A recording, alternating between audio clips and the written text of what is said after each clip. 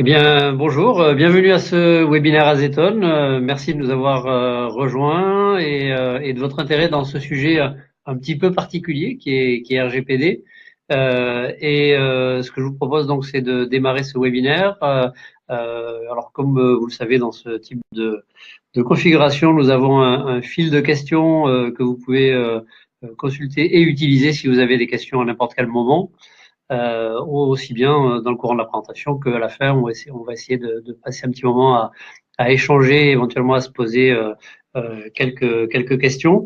Le sujet de RGPD et des applications mobiles, en fait, on l'a mis sur notre série de webinaires, moins parce qu'on a quelque chose de spécifique à vendre, mais beaucoup plus parce que Azeton, on a été confronté en fait à cette question de qu'est-ce qu'on allait faire par rapport à RGPD, et il y a en fait énormément de sujets qui nous ont semblé intéressants de partager avec vous, sachant que RGPD c'est quelque chose dont on a beaucoup parlé jusqu'à aujourd'hui, notamment par rapport au site web, et qu'on a trouvé qu'il y avait quand même relativement peu d'informations qui étaient partagées, qui étaient discutées, spécifiques à l'utilisation de voilà, applications d'RGPD dans le monde des applications mobiles. Donc, juste pour planter le décor et peut-être pour vous expliquer d'où est-ce que nous on vient et comment on a abordé le sujet. Donc, pour vous résumer, Azeton, si vous le connaissez pas déjà, en fait, on a une solution où on a aujourd'hui 3 et bientôt 4 modules. Un module qui permet de comprendre l'expérience utilisateur avec des heatmaps et de l'UX Analytics. Un module d'A/B testing qui permet donc de tester des variations en temps réel dans son application. Un module de personnalisation qui permet de modifier dynamiquement une application en fonction du contexte et du profil utilisateur. Et on va avoir d'ici la fin de l'été un module qui permettra justement de capturer les feedbacks utilisateurs, donc de laisser s'exprimer les utilisateurs au sein d'une application en leur posant des questions particulières. Et donc, bien évidemment, quand on s'est intéressé, et ça fait déjà un moment qu'on s'est intéressé à tout ce qui est RGPD, on s'est posé des questions par rapport à notre propre architecture, par rapport à notre propre fonctionnalité, et on a essayé de travailler effectivement spécifiquement sur qu'est-ce que ça veut dire RGPD pour les applications mobiles, quel est son impact par rapport à l'expérience utilisateur, comment nous-mêmes et les différents acteurs du mobile, on devrait réagir par rapport à RGPD et s'intégrer par rapport à ces différentes requêtes qui sont aujourd'hui nécessaires. Et puis, comment on fait en sorte que notre SDK et plus généralement les SDK soient en parfaite conformité avec tous les points de RGPD. Et donc, c'est effectivement ce dont on a parlé quand on vous a envoyé cette invitation. Probablement la première chose qui nous semble intéressant de faire, c'est déjà de récapituler en quoi les applications, elles sont différentes des sites web. Parce que effectivement, une application, ça se comporte un peu différemment, ça se présente différemment pour l'utilisateur, ça fonctionne différemment au niveau de technique et technologique. Et parmi les points clés qui différencient l'un de l'autre, la première chose, c'est que, à la différence d'un site web classique, on ne va pas travailler réellement dans une application avec des cookies temporaires et avec des durées de vie limitées, mais plus avec des identifiants statiques. Ça va être, selon les cas, soit des identifiants propriétaires, soit ce qu'on appelle des IDFA, c'est-à-dire des identifiants publicitaires chez Apple, des IDFV, c'est-à-dire des identifiants vendors, là aussi chez Apple, ou GAID, un peu l'équivalent de IDFA, mais chez Google. Donc ça, c'est des identifiants statiques qui vont rester pendant toute la durée de vie de l'application et qui, justement, vont permettre d'identifier de manière récurrente un utilisateur. L'autre chose qui est aussi différente dans une application, c'est que là, encore à la différence d'un site web, un utilisateur, il est identifié de manière quasi systématique. C'est très très rare les applications où l'utilisateur n'est pas identifié avec un login. Et puis, il l'est de manière persistante. C'est-à-dire, une fois que vous l'êtes, hein, autant de fois que vous allez utiliser l'application, vous aurez cette même identification qui reviendra sans que l'utilisateur ait besoin de faire une nouvelle manipulation. L'autre chose également qui est très différente, c'est le fait que dans une application mobile, par défaut, quand vous allez l'installer en tant qu'utilisateur, vous allez d'abord accepter une licence d'utilisation, c'est évidemment différent sur un site web, qui est par défaut d'ailleurs la licence standard Apple ou Google, mais que vous pouvez personnaliser ou modifier comme vous le souhaitez. Et puis, il y a des conditions de confidentialité, ça s'appelle Privacy Policy en anglais, et là aussi, c'est quelque chose que vous allez pouvoir modifier et personnaliser à volonté. On va y revenir. Et puis enfin, une particularité des applications, c'est souvent le fait que vous allez utiliser non pas un ou deux, mais beaucoup de SDK qui vont traiter différents sujets. Ça peut être de l'analytique, de la publicité, de la géolocalisation, des push notifications, de la B-testing, de la perso, etc. Et toutes ces solutions, en fait, elles viennent à la fois collecter, traiter, exporter et parfois même commercialiser de la donnée de différentes manières. Et c'est là où effectivement, c'est important de passer un peu de temps sur ce sujet qui peut très facilement être un genre de boîte noire sur lequel on n'a pas beaucoup de visibilité par défaut. Donc, ça, c'est un peu pour planter le décor, mais ce qui est vrai quand on regarde tous ces différents points, c'est que à la fois le profil, les engagements et l'exposition en général à tous ces risques de données utilisateurs, elle est importante. Pourquoi? Parce que l'utilisateur, il est parfaitement identifiable de manière très récurrente dans une application, et donc le risque qui est induit par ça, il est évidemment beaucoup plus fort que les sites web, puisque encore une fois, n'importe quel problème avec les données, n'importe quelle fuite de données, n'importe quel accès à des données, eh bien, il peut laisser la possibilité à quelqu'un d'avoir une vue parfaitement claire de quels sont les utilisateurs si on n'y prend pas attention. Donc, ça, c'est un peu pour planter le décor. Maintenant, ce qui est intéressant de regarder, c'est quels sont quelques principes de base qui ressortent en fait de tout ce qui est RGPD et comment en fait on va traiter ça dans un site web et plus particulièrement dans une application. La première chose qui est importante de noter, c'est que tout ce dont on parle autour de RGPD, on parle évidemment de l'accès à des données personnelles. Ça vaut probablement le coup de redéfinir rapidement qu'est-ce que c'est que la notion de données personnelles dans le cadre de cette régulation. Et une donnée personnelle, c'est quoi? C'est en fait n'importe quel type de données qui peut être lié à une personne. Donc, c'est pas forcément uniquement votre nom, votre email ou des choses qui sont parfaitement liées à une personne. C'est n'importe quel type de données qui peut à terme ensuite être relié à une personne, même ultérieurement. Donc, c'est même quelque chose qui n'est pas fait immédiatement, mais qui peut être par la suite associé à une personne. Ça tombe dans le cadre des données personnelles. Et donc, ça veut dire que n'importe quelle donnée virtuellement que vous collectez, même si c'est pas des données qu'on pourrait qualifier de personnellement identifiantes, eh bien, elles sont classifiées comme des données personnelles. Ce qui est important également de se noter, c'est que c'est bien évidemment aussi des données d'enregistrement que vous pouvez collecter via un formulaire, via un système de connexion, mais aussi des données que vous pouvez partager librement. Donc, par exemple, si vous avez une zone de commentaires ou un chat ou des fonctions de voice dans votre application, toutes les informations qu'un utilisateur va pouvoir laisser dans ces différents champs ouverts, eh bien, c'est aussi des données personnelles sur lesquelles il y a un moment, il va falloir être capable de retraiter et de considérer ces données, tout comme les données, on va dire, catégorisées simplement que l'on peut avoir dans des champs spécifiques. Ensuite, la sécurité des données, elle doit être prise en compte désormais dès le début. C'est en fait un des principes de base là aussi de la législation qui dit quelque part la confidentialité, la sécurité de ces données, elle doit être faite dès la conception. C'est la privacy by design, et donc on va en fait faire en sorte que cette notion de sécurité et de confidentialité, elle soit vraiment à la base en fait des applications qu'on va construire.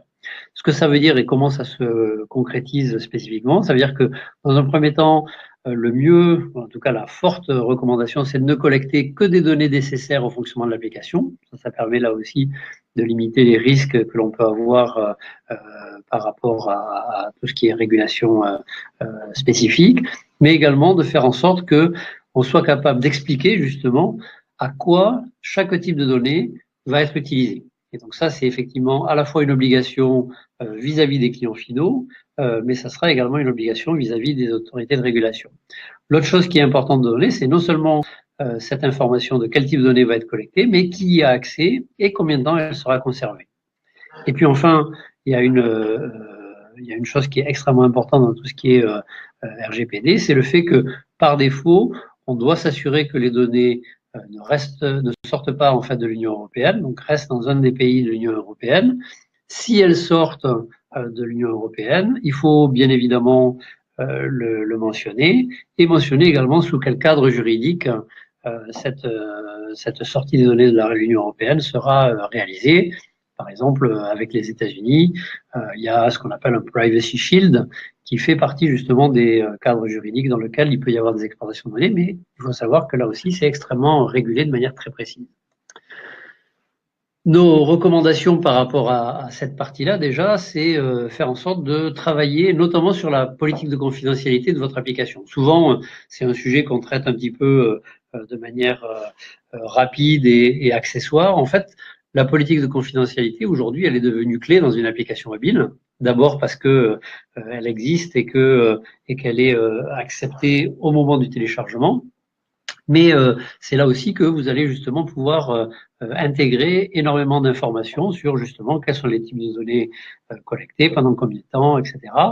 Et l'idée, c'est, à notre avis, non seulement de faire en sorte qu'elles soient accessibles au moment du téléchargement de l'application, c'est ce que Apple et Google font par défaut, mais comme vous l'aurez constaté probablement par vous-même, c'est souvent quelque chose qu'on ignore directement, puisque en fait, on ne va pas lire en détail ces différents éléments. Donc, l'idée, c'est de faire en sorte que cette page, à la fois, elle soit bien construite et évidemment présente dans les stores, mais elle soit également accessible depuis votre application.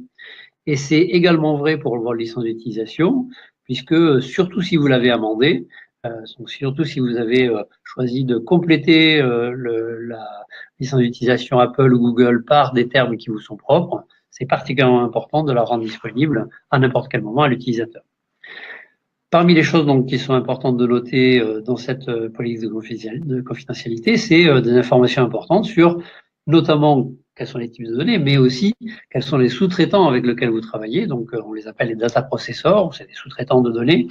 Ça concerne à la fois où sont hébergées vos données, ça peut être sur Amazon Web Services, sur Azure ou sur OVH ou sur d'autres fournisseurs de stockage. Ça peut être avec quelle plateforme de réseaux sociaux vous avez des intégrations.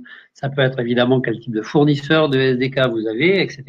Donc tous ces éléments-là et les différents sous-traitants doivent être mentionnés, tout comme les types de données que vous allez collecter, mais également pourquoi faire et pendant combien de temps vous allez les conserver.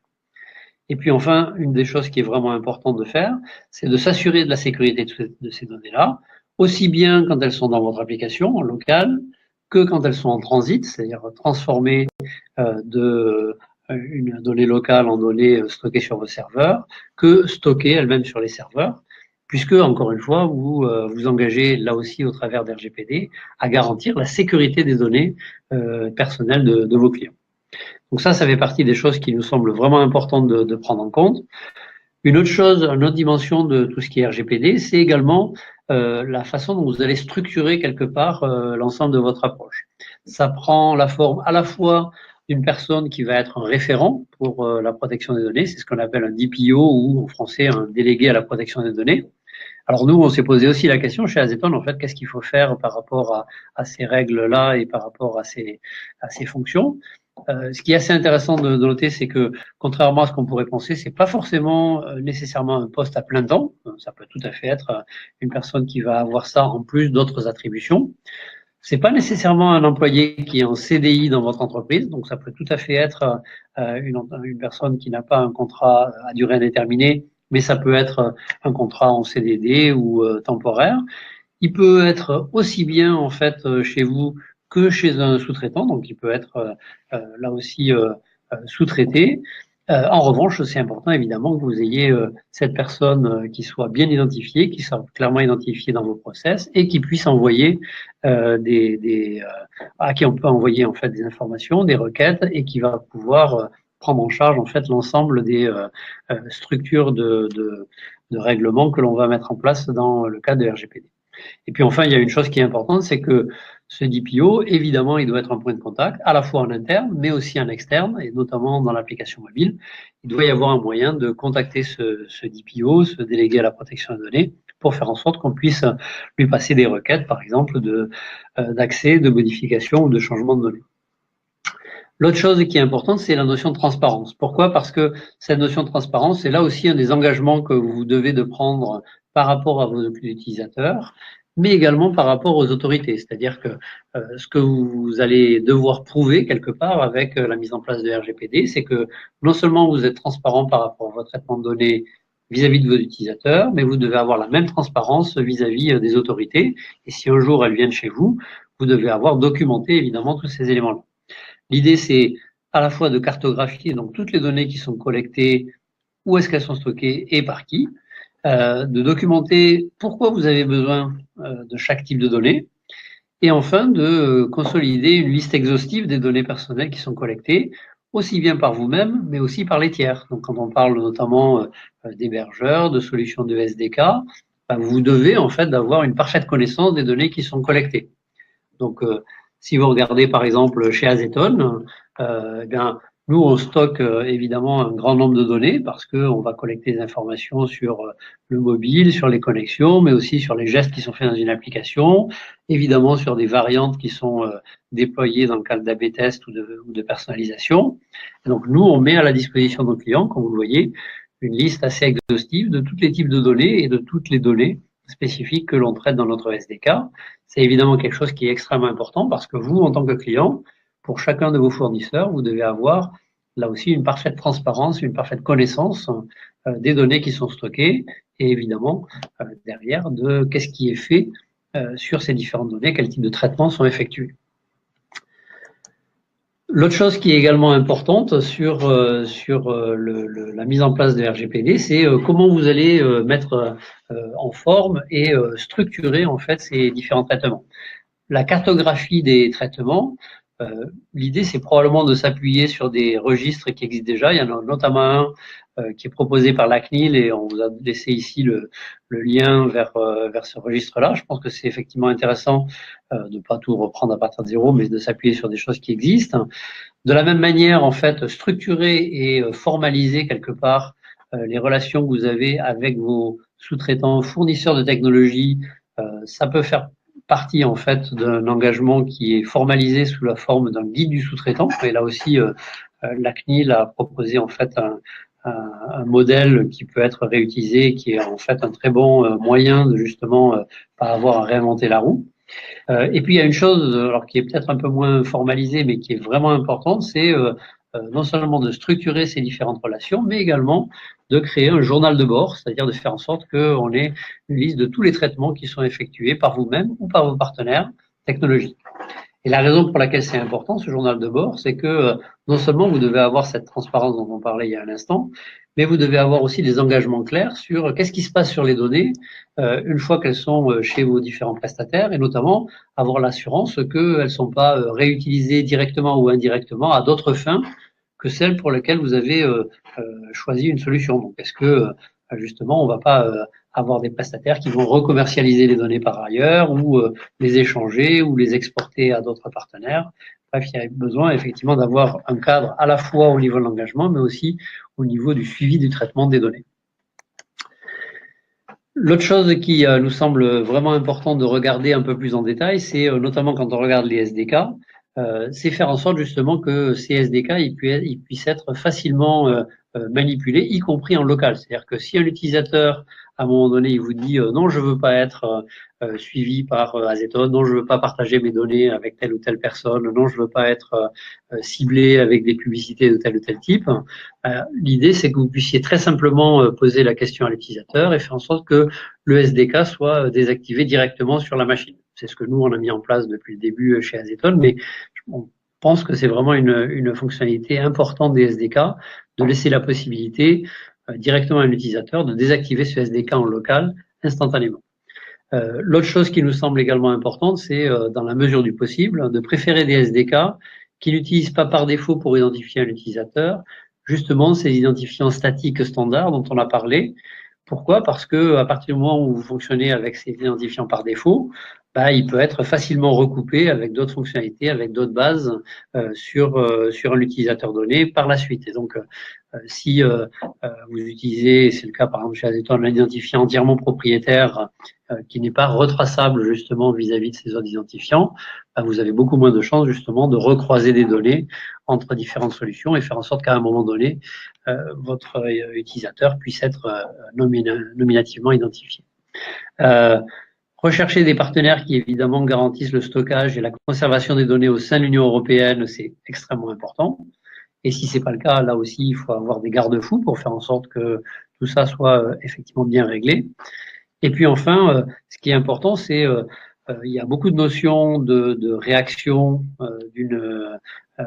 d'une mise en œuvre en fait soit de gestion de crise, soit de demande de requêtes clients qui vont devoir être traitées dans un temps donné. Donc notamment s'il y a aujourd'hui une violation de données, une fuite de données, une mise en danger des données utilisateurs, vous avez 72 heures pour communiquer sur cette information-là. Et évidemment, ça doit inclure les retours des partenaires. Donc, ça veut dire que dans ces 72 heures-là, vous devez avoir à la fois la possibilité de récupérer vos propres informations et les propres informations sur une violation de données, mais aussi de faire en sorte que dans ce même laps de temps, vous puissiez avoir les retours des partenaires pour satisfaire à cette obligation. Et puis, c'est la même chose, en fait, quand vous avez une demande, par exemple, d'effacement ou quoi que ce soit de requête client. Là, vous avez un mois maximum pour réagir. Et bien évidemment, ça doit inclure le retour des partenaires dans ce cadre donné. Enfin, les engagements que vous avez vis-à-vis des utilisateurs, on les a mentionnés. Il y a à la fois vos obligations en termes de droit utilisateur, c'est un droit à l'accès, à la modification et à l'effacement des données utilisateurs, mais également à la portabilité, ce qui est une nouveauté là aussi de tout ce qui est RGPD. Et vous avez donc l'obligation de traiter en fait ces demandes dans un délai de 1 mois maximum, c'est ce qu'on vient de dire, et vous devez prévenir à la fois les utilisateurs et la CNIL, voire en fait un certain nombre d'autres autorités de régulation européennes en fonction de l'exposition des types de données, dans moins de 72 heures. Et ça concerne à la fois les accès illicites, les effacements, les pertes, les altérations ou la divulgation de données. Donc, dès que vous réalisez en fait qu'il y a eu ce type de violation ou de fuite de données qui a lieu, ben, vous avez 72 heures pour à la fois informer les utilisateurs, mais également la CNIL ou les équivalents des CNIL dans les différents pays européens qui peuvent être concernés par ces fuites de données. Comment ça se transcrit, on va dire aussi clairement dans les applications? Ça veut dire que clairement, du côté utilisateur, on va s'appuyer sur un consentement du traitement des données, et ce consentement du traitement des données, il doit être obtenu dès que possible après l'installation de l'application. C'est-à-dire que vraiment, on va faire en sorte que on puisse avoir une information utilisateur qui soit utilisée dès que l'utilisateur va avoir accepté justement ces différents traitements. Ce qu'il faut bien prendre en compte, c'est que cette acceptation, elle doit être claire, elle doit être explicite et elle doit être détaillée. Ce que ça veut dire, c'est que plusieurs acceptations seront probablement nécessaires en fonction des services que vous utilisez. Donc, si vous utilisez des push, si vous utilisez des données d'analytics, si vous utilisez des SDK de publicité, etc., vous allez devoir demander en fait une acceptation spécifique pour ces différents traitements qui sont bien évidemment assez différents. L'explication de quelle donnée est collectée et pourquoi elle doit apparaître clairement. Donc là aussi, c'est une question qui est importante, c'est de dire comment je fais en sorte que ce soit clair à l'utilisateur de ce que l'on va collecter et pourquoi on va le collecter. Et puis, il y a aussi une chose qui est à prendre en compte malgré tout cela, c'est le fait que vous vous engagez, et c'est notamment le cas chez Apple, mais en général, de garantir un accès minimum à votre application et à vos services, même si l'utilisateur il refuse de s'identifier ou il refuse de partager une partie ou toutes ces informations que vous lui proposez. Donc ça, bien évidemment, ça fait partie des choses qu'il faut prendre en compte dès le départ. Et puis enfin, c'est important à la fois de le prendre en compte au démarrage de l'expérience utilisateur, mais c'est important également de le prendre en compte dans la vie de l'utilisateur. Pourquoi? Parce que ces consentements, on vient de le voir, ils peuvent être modifiés à n'importe quel moment. À un moment, l'utilisateur, il peut dire, bah, tiens, j'avais accepté de partager mes données pour tel et tel type de traitement, je veux l'arrêter ou je suis prêt à le redémarrer. Et donc, vous devez avoir dans votre application à la fois une page dédiée à la gestion de ces éléments, mais également une page de contact qui permet à l'utilisateur de venir demander justement une modification, un changement, un effacement de données, etc., etc. Et puis, il y a une dernière chose qui est à prendre en compte dans les applications mobiles, c'est que parfois, même des fois souvent, on va venir afficher des pages web au sein de l'application mobile. Bien évidemment, ces pages web, elles traitent des données et dans le cadre de l'application mobile, dans le cadre de RGPD pour votre application mobile, ça doit être évidemment réintégré, c'est-à-dire que ces données que vous allez collecter, y compris sur un site web, ils doivent être pris en compte dans l'ensemble des engagements RGPD que vous prenez au sein de votre application, puisque là, en l'occurrence, on va accéder à ces données web sans jamais quitter l'application.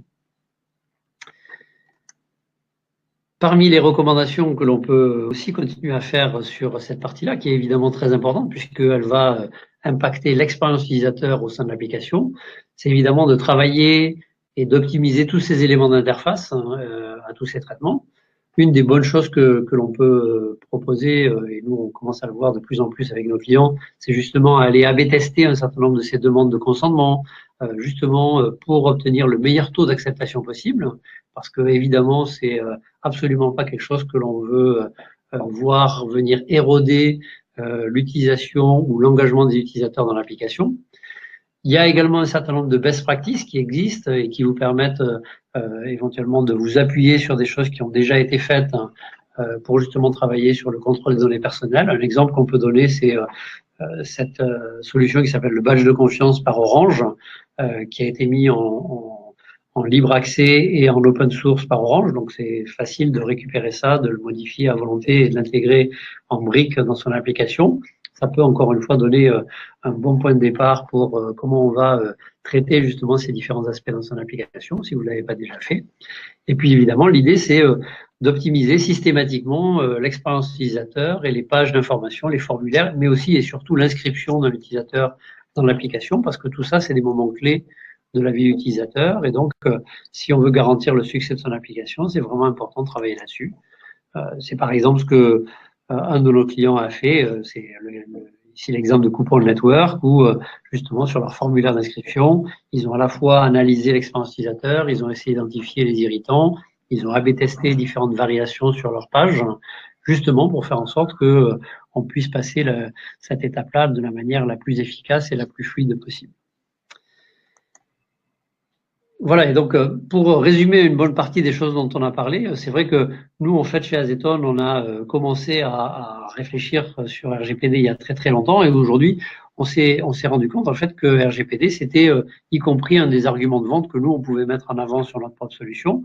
Pourquoi? Parce que justement, en fait, quand on va traiter des données assez sensibles sur l'expérience utilisateur, assez sensibles quand on fait des tests AB ou de la personnalisation, eh bien à la fois être conforme à la REM, mais aussi à l'esprit de RGPD, c'est-à-dire s'attacher à justement une clarté, une simplicité de l'expérience utilisateur, ça devient vraiment un facteur clé de succès pour les applications mobiles de plus en plus. Et c'est pour ça qu'on a essayé de mettre en place justement ce webinaire et de partager avec vous quelques éléments qu'on a appris, quelques liens là aussi que vous pourrez utiliser par la suite hein, si vous voulez avoir plus d'informations sur certains nombres d'éléments qu'on a partagés avec vous aujourd'hui, ou justement si vous voulez travailler sur la conformité parfaite de votre application avec tout ce qui est RGPD. Donc voilà pour cette présentation. En tout cas, merci de l'avoir suivi. Si vous avez des questions par rapport à ça, n'hésitez pas à nous contacter. Vous pouvez le faire soit via le fil d'utilisation de ce webinaire, soit par la suite. Et ce que je vous propose, c'est déjà de prendre une ou deux questions sur le fil de questions que l'on a. Donc, si vous en avez, n'hésitez pas à les compléter. Alors, pour répondre à Fabien, tout comme pour le cookie, est-ce que IDFV, IDFA et JID sont considérés comme des données personnelles? La réponse est oui. Tout ça, c'est des données personnelles, mais tout comme, par exemple, ce que vous collectez avec votre outil de Crashlytics, votre outil Azeton ou Google Analytics ou votre outil de publicité, ce sont toutes des données personnelles.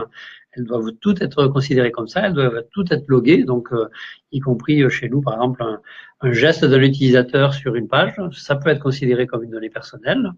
C'est pas parce qu'elle peut pas être directement reliée à un utilisateur, elle doit être traitée comme une donnée personnelle, parce que justement, à un moment donné, elle peut être reliée à un utilisateur, y compris ultérieurement.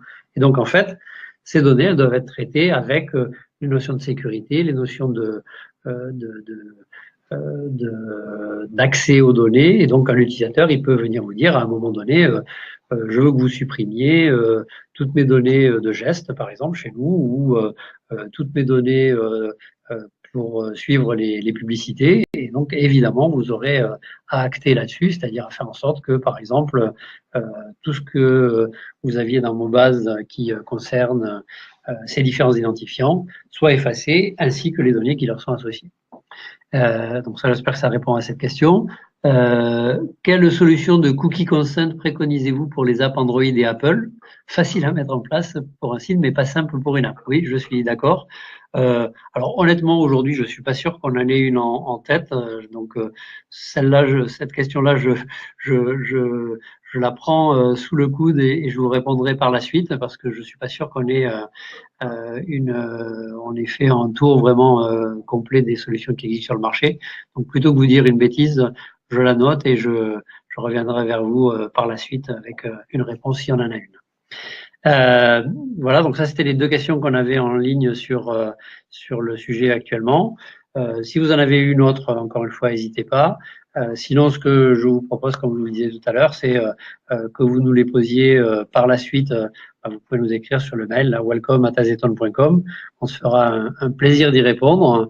Et en tout cas, on vous souhaite du courage et de l'efficacité dans la mise en place de tout ce qui est RGPD dans vos applications. Encore une fois, nous on essaiera d'être le plus transparent et de partager avec vous au fur et à mesure qu'on apprend des choses sur tout ce qui est RGPD et les partager avec vous donc de manière régulière. Et puis merci beaucoup de votre attention, de vos différentes questions. Et puis un grand merci et à très très bientôt, peut-être après les vacances pour ceux qui en prennent. Donc merci et très très bonnes vacances à tous. Au revoir.